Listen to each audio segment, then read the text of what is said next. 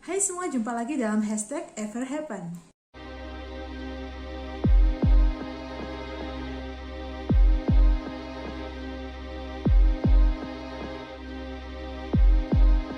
Wow, nggak terasa ya, kita udah mulai meninggalkan bulan pertama di tahun baru 2021. Gimana nih kabar kalian semua? Semoga selalu dalam keadaan baik, penuh damai sejahtera, dan diberkati. Selamat datang buat kalian semua yang baru pertama kali datang di channel ini. Hai, welcome, aku Dian. Dan setiap weekend aku akan mengupload kisah-kisah nyata atau real story di channel ini. Baik itu kisah romantis, thriller, misteri, ataupun sejarah yang pernah terjadi di dunia ini. Jadi kalau kamu suka dengan hal-hal seperti itu, pastikan kamu tekan tombol lonceng, subscribe, supaya kamu dapat pemberitahuan dari episode-episode terbaru di hashtag Ever Happen. Tidak terasa ya, kita hampir 1 tahun hidup di dalam kondisi kehidupan yang berubah akibat adanya pandemi COVID-19 yang mulai menyebar dari negara Cina dan saat ini sudah hampir menyebar ke seluruh bagian belahan dunia. Ternyata di dunia ini banyak sekali wabah-wabah yang pernah terjadi. Dimulai dari wabah yang bersifat lokal, kemudian bersifat endemi, hingga pandemi seperti COVID saat ini. Nah, di episode kali ini aku juga akan membahas mengenai suatu wabah yang cukup aneh yang ternyata pernah terjadi di dunia ini. Wabah itu disebut apa? Wabah itu disebut wabah menari. Kalian pernah nggak ngelihat ada video di YouTube yang judulnya mengenai sindrom TikTok? Jadi orang yang mengalami sindrom ini ketika dia bicara atau ketika bahkan dia lagi minum, melakukan aktivitas yang biasa sehari-hari, dia itu tidak bisa mengontrol gerakannya. Jadi misalkan kayak aku lagi ngomong nih sekarang ya, terus tiba-tiba aku gini-gini tuh apa sih yang gerakan itu? Kalau kalian ada TikTokers di sini, pasti kalian lebih ngerti ya. Saya memiliki TikTok syndrome. Lama-kelamaan saya merasa ada yang aneh. Saya seperti tidak bisa mengontrol tubuh saya. Pada awalnya sih saya merasa kesulitan karena setiap saya melakukan sesuatu, saya tidak bisa mengontrolnya dengan baik dan benar. Saya sudah mulai terbiasa karena saya sering minum obat dengan rutin dan dokter juga menyarankan untuk mengurangi waktu saya dalam bermain TikTok. Jadi bisa dikatakan dia seperti tidak punya kendali lagi atas dirinya. Misalkan dia harus ada di dalam situasi yang formal. Misalkan kamu lagi wawancara kerja, terus kamu lagi wawancara, ditanya-tanyain sama HRD perusahaan, lalu dalam sesi interview tersebut kamu tiba-tiba, iya pak, jadi saya bayangin kayak gitu terjadi gimana ya. Aku sendiri nggak tahu video itu hoax atau memang benar-benar ada yang namanya sindrom TikTok itu ya. Nah, kalau sindrom itu aku nggak tahu friends, tapi kalau wabah menari ini emang benar-benar pernah terjadi. Jadi kejadiannya itu dimulai pada suatu musim panas, lebih tepatnya seminggu sebelum festival Mary Magdalene yang biasanya dilaksanakan setiap tanggal 23 Juli.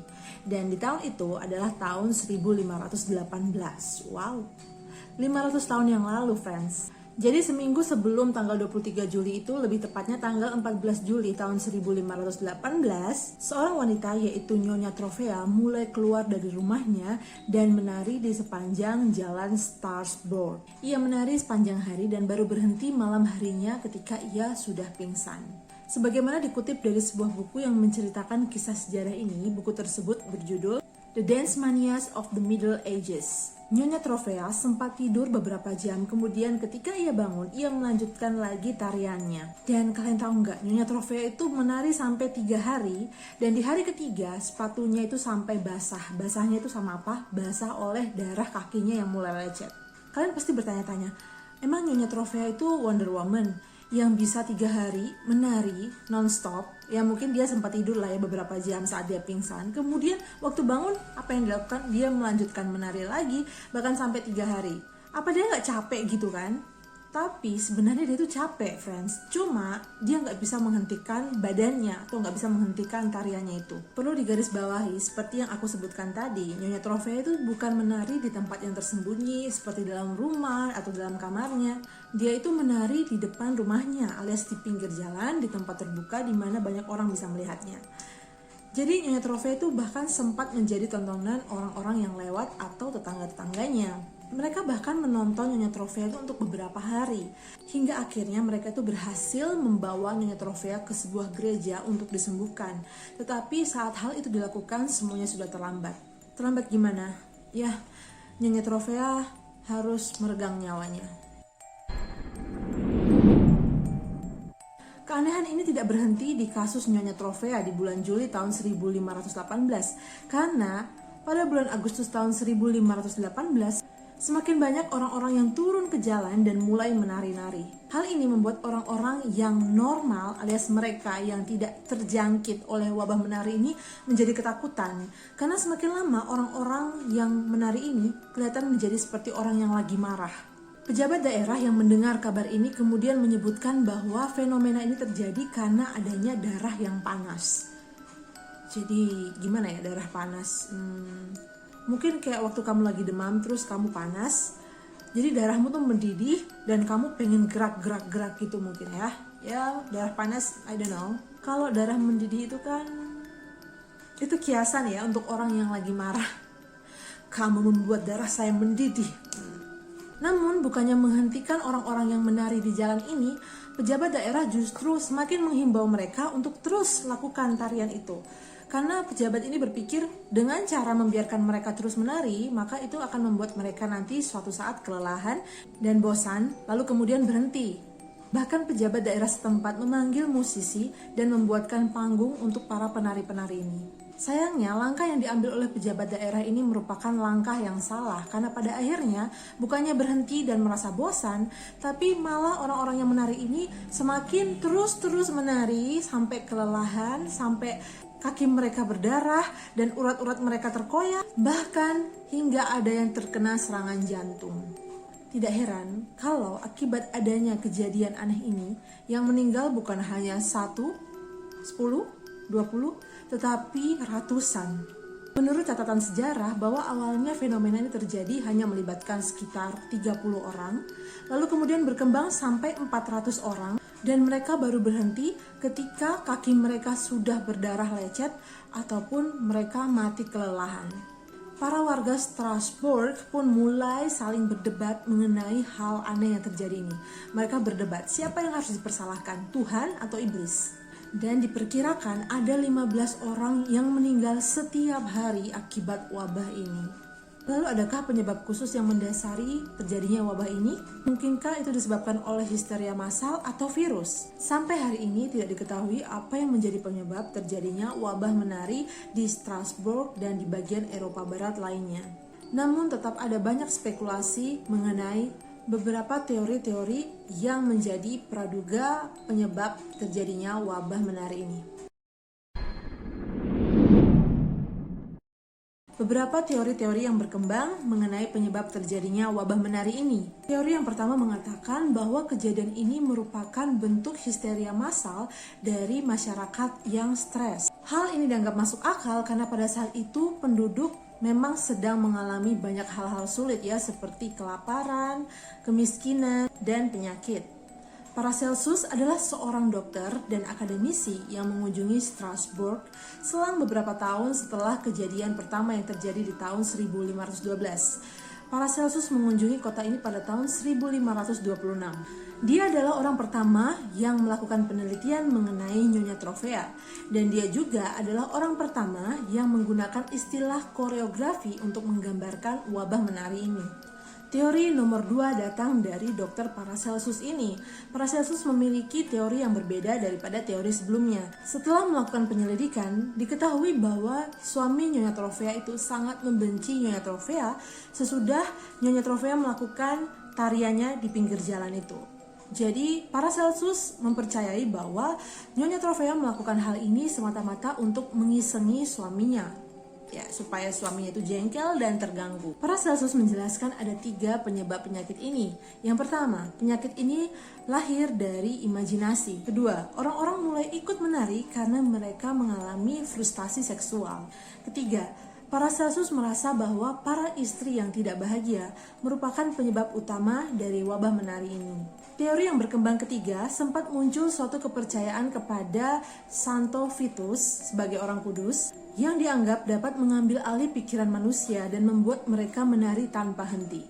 John Weller adalah seorang ahli sejarah kedokteran di Michigan State University. Dia menganggap bahwa penyebab wabah ini memang terkait dengan Santo Vitus, yaitu seorang tokoh yang hidup pada abad ke-16. Santo Vitus dikenal sebagai santo yang melindungi orang-orang yang terkena penyakit epilepsi, memiliki kekuatan untuk memberikan kutukan menari.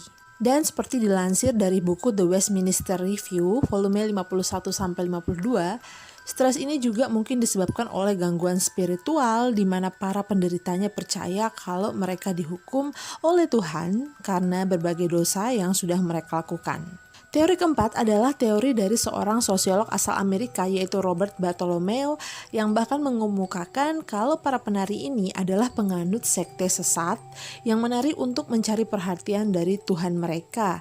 Namun, patut diketahui juga kalau ada ketegangan antar kelas dalam masyarakat Eropa selama kurun waktu tersebut. Dengan kemiskinan dan kelaparan yang dialami oleh kebanyakan penduduk Eropa pasca wabah maut hitam, ya, itu mungkin kalian pernah dengar istilah Black Death ya, kita bisa bahas itu di episode-episode berikutnya. Maka bukan hal yang mengejutkan kalau ada sekelompok orang yang sudah muak dan secara tidak sadar ingin keluar dari tekanan tersebut dengan menari. Teori yang kelima mengatakan bahwa mereka tidak sengaja telah memakan ergot. Ergot itu apa? Itu sejenis jamur yang tumbuh dan hidup sebagai parasit pada rie dan sereal. Ergot merupakan penyakit jamur pada batang gandum lembab. Ergot menghasilkan alkaloid yang bersifat psikotropika dan menyebabkan halusinasi, perilaku aneh, kejang-kejang, dan guncangan hebat, dan efek neurologis lainnya. Ergotisme juga telah dianggap sebagai kemungkinan penyebab histeria. Mungkin ini sama seperti efek penderita narkoba zaman now ya. Kejadian ini memang terlihat seperti cerita kuno, tetapi wabah menari yang terjadi pada tahun 1518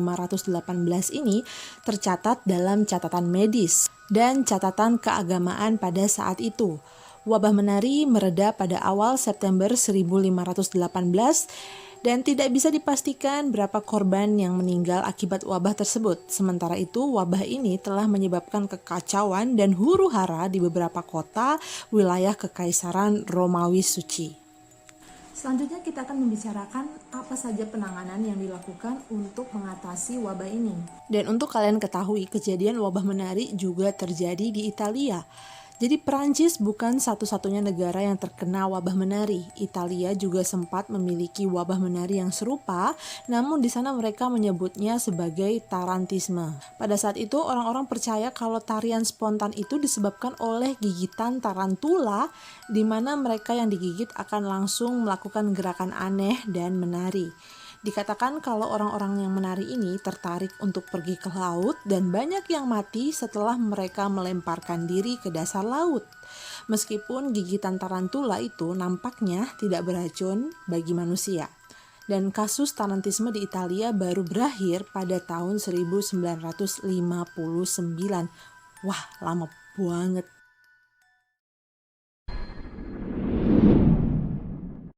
Selanjutnya kita akan bicara mengenai penanganannya. Berbagai metode digunakan untuk mencoba menyembuhkan mereka yang terkena wabah menari. Salah satu metode yang umum digunakan melibatkan mengikat orang tersebut, di mana para korban diikat dengan kain, mirip dengan cara kita kalau membungkus bayi dengan pakaian lampin. Jadi dibungkus-bungkus gitu ya. Kemungkinan besar hal tersebut dilakukan untuk mencegah agar para korban itu tidak menari sampai berdarah-darah lagi. Diketahui juga kalau beberapa korban mengklaim bahwa sesak yang terasa di sekitar perut membantu membebaskan mereka dari kegilaan ini.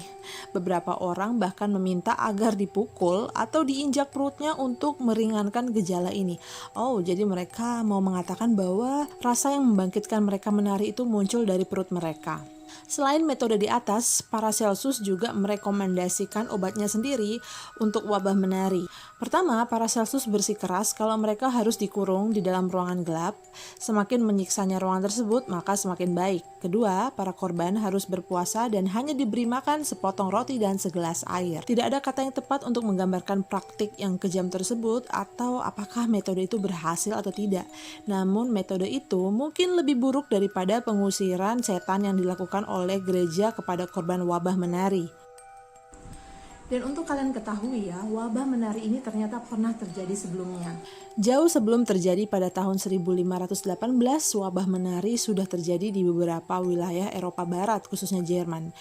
Catatan sejarah menunjukkan bahwa pada tahun 1237 sejumlah besar anak-anak terkena wabah menari di kota Erfurt, Jerman. Pada saat itu sekitar 100 anak mulai menari sampai ke kota Arnstadt. Sorry ya kalau aku salah pengucapannya. Dan kemudian pingsan karena kelelahan. Di saat pingsan, anak-anak ini dikumpulkan dan dikembalikan ke orang tua mereka. Namun, sayang, beberapa anak meninggal dan tak lama kemudian dikatakan bahwa sisanya mengalami tremor seumur hidup. Kalian tahu nggak tremor? Ya itu tuh, penyakit yang bergetar-getar itu. Sampai saat ini tidak ada yang tahu pasti tentang penyebab wabah tersebut. Melansir dari buku Encyclopedia of the Black Death, wabah menari kembali terjadi di Jerman pada tahun 1300-an, tidak lama setelah wabah maut hitam atau yang sering kita dengar sebagai wabah Black Death. Nah itu dia tadi rangkuman cerita mengenai wabah menari. Sampai saat ini belum benar-benar diketahui apa yang menjadi penyebab dari wabah tersebut. Namun banyak sejarawan yang percaya bahwa wabah itu terjadi akibat dari adanya trauma pasca Black Death dan musim kelaparan yang terjadi setelahnya. Nah itu dia tadi episode mengenai wabah menari. Kita ketemu di episode minggu depan. Dadah! Jesus,